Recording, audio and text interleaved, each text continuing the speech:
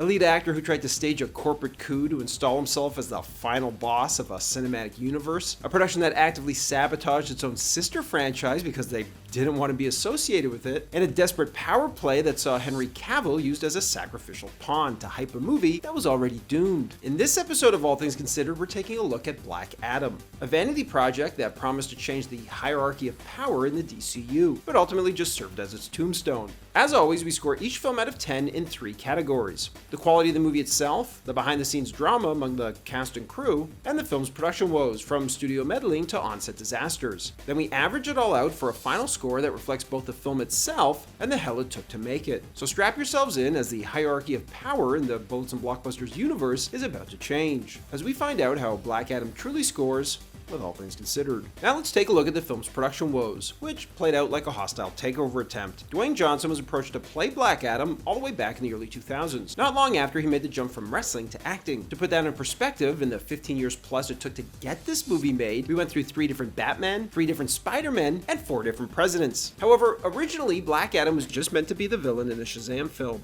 like in the comics. But by the time Shazam was eventually greenlit, Johnson was the biggest movie star on the planet and a global icon. And after taking one look at the script, he decided he wasn't about to play second fiddle to some snot-nosed kid, and demanded that Black Adam get his own solo film. However, once Black Adam was finally shot and edited, he may have wished he had. The initial test screenings were a disaster, with the movie scoring just as poorly as Batgirl. The movie that was so bad that Warner Brothers literally deleted it from existence in favor of a tax write-off. Yeah, that level of bad. In a desperate attempt to salvage the wreckage, the studio ordered an expensive 21-day round of reshoots, while Johnson began thinking of ways to retroactively make Black Adam feel bigger and more important than the character and the film actually was. It's also crucial to understand the state of Warner Brothers and DC Films at this time. Warner Brothers had just been bought by Discovery in a giant corporate merger. The Snyderverse had essentially been aborted, its biggest characters were in limbo, and they had cycled through multiple heads of DC Films in just a few short years. Meanwhile, Dwayne Johnson had played second fiddle to Vin Diesel in the Fast and Furious franchise, and even launched his own spin-off film after a very public falling out with Diesel, since he wanted a franchise of his own. After taking one look at the disarray over at DC, Johnson spilled blood in the water and made his move. Johnson pitched a multi-year plan that would restructure the DC hierarchy so that Black Adam sat at the very top, positioned as a god-tier figure whose ultimate destiny was an eventual clash with Superman, effectively skipping past Shazam entirely, elevating his character straight to final boss level. But when he pitched this idea to then DC Films president Walter Hamada, he said no. Hamada was actively trying to distance DC from the Snyder era, and had his own plans for Superman that didn't involve Henry Cavill at all. Johnson, viewing Hamada as nothing more than a jabroni, then took his pitch directly to Hamada's bosses at Warner Brothers, and in a move that completely undermined the president of DC Films, they said yes. However, this was all done at the 11th hour, after the film had been shot, which means there wasn't enough time to iron out a proper long-term contract for Cavill. So instead, he was given a verbal agreement that he'd return in subsequent films and paid a one-time $250,000 fee for his cameo at the end of Black Adam. Obviously, this would come back to haunt him, but we'll get to that in a bit. Now, normally a cameo in a post-credit scene of this magnitude is treated like a state secret. It's supposed to be a fun, unexpected reward for fans who actually bought a ticket, while also setting up the future. But with Black Adam's box office tracking looking softer than Triple H's body when he went off the roids to have a baby, Johnson went into full-blown panic mode, as his entire plan to reshape the DC universe around Black Adam hinged on people actually going to see the movie. So instead of letting the fans discover the surprise naturally, he started hinting at it, teasing it, and eventually all but confirmed it before the movie even opened. It wasn't a fun Easter egg anymore, it was a desperate attempt to juice the opening weekend numbers, effectively spoiling the movie's biggest surprise to get butts in seats, which unfortunately for The Rock, didn't work. So where does this land on a scale from 1 to 10 for production woes? Between 15 plus years of development hell, a lead actor who effectively tried to stage a corporate coup to hijack a cinematic universe, and a desperate marketing campaign that spoiled the film's biggest surprise, Black Adam earns an 8.6 out of 10, standing as a broken monument to The Rock's vanity. Now let's take a look at the behind-the-scenes drama, which saw Dwayne Johnson turn heel in real life. While The Rock was moving mountains to get Superman into his movie, he was simultaneously burning bridges to keep Shazam out of it. He allegedly vetoed a planned post-credit credits scene that would have seen Shazam being recruited into the Justice Society of America. For DC, this was the logical next step, a scene that finally would have linked the two arch rivals and funneled Black Adam's audience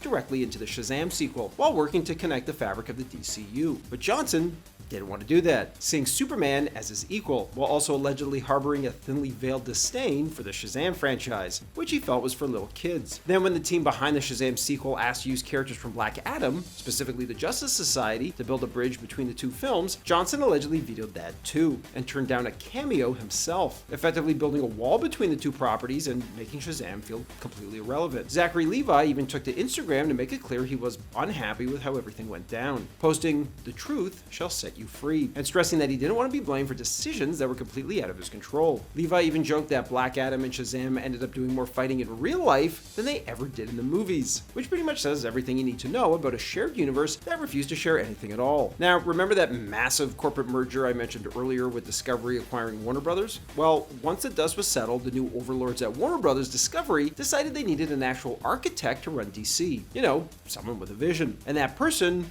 was not Walter Hamada. Enter Guardians of the Galaxy director James Gunn, who pitched a hard reset of the DC universe, starting with a new Superman movie starring a younger Man of Steel. Obviously, this ran counter to Johnson's plan, which he kept trying to shove down the studio's throat, even though they were over the idea once Black Adam bombed. In fact, the day Gunn's deal closed is when it was announced that Henry Cavill would be returning as Superman, which left Gunn scratching his head going, "What the f***?"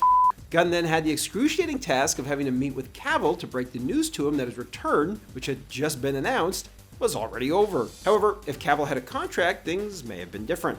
But he didn't. And who was the agent responsible for that blunder? None other than Dani Garcia, who just also happens to be Dwayne Johnson's ex-wife and manager. Realizing he had been used as a pawn in Johnson's failed attempt to seize control of DC, Cavill promptly fired her. As for The Rock, well, in a twist of poetic justice, he was right. The hierarchy of power in the DC universe did change, just not with him at the top of it, or part of it in any way, shape, or form. So where does this land on a scale from 1 to 10 for behind-the-scenes drama? Between a leading man who actively sabotaged a sister franchise to feed his own ego, a power struggle that saw Henry Cavill used as a sacrificial pawn, and a failed hostile takeover that resulted in the entire universe being rebooted, Black Adam earns an 8.4 out of 10. This wasn't explosive on-set fighting, but rather a masterclass in how The Rock let his ego write checks that his box office simply couldn't cash. Now let's rate the movie itself. And to quote Gordon Ramsay, yeah, it's bland. There's no seasoning, no hook, and no defining idea that pulls you in and makes you care. And honestly, a lot of The Rock's films are like this. They're loud, expensive, and completely empty, missing that je ne sais quoi that turns spectacle into something memorable. Black Adam is no different. It's just the same bland recipe served on a superhero plate. And there may be a very good reason for this. Going back to Johnson's Fast and Furious days, both he, Vin Diesel, and Jason Statham allegedly had clauses in their contracts that limited how many times they were punched, so they wouldn't look weak on screen. Now, whether this stipulation has carried over into Johnson's other films, I can't say for sure, but the evidence in Black Adam is pretty damning. Not only does he not lose a fight in the entire film, he barely breaks a sweat. And when he is captured at one point in the film, it isn't because anyone overpowers him, it's because he chooses to surrender. Even the final showdown with Sabak is over almost as soon as it begins. The end result is that Black Adam never truly struggles, which just strangles the life out of any tension in the movie. Now, compare that to Man of Steel, where Superman gets his ass handed to him by the Kryptonians time and time again. He fails, he looks overwhelmed, and because of that, you actually start to wonder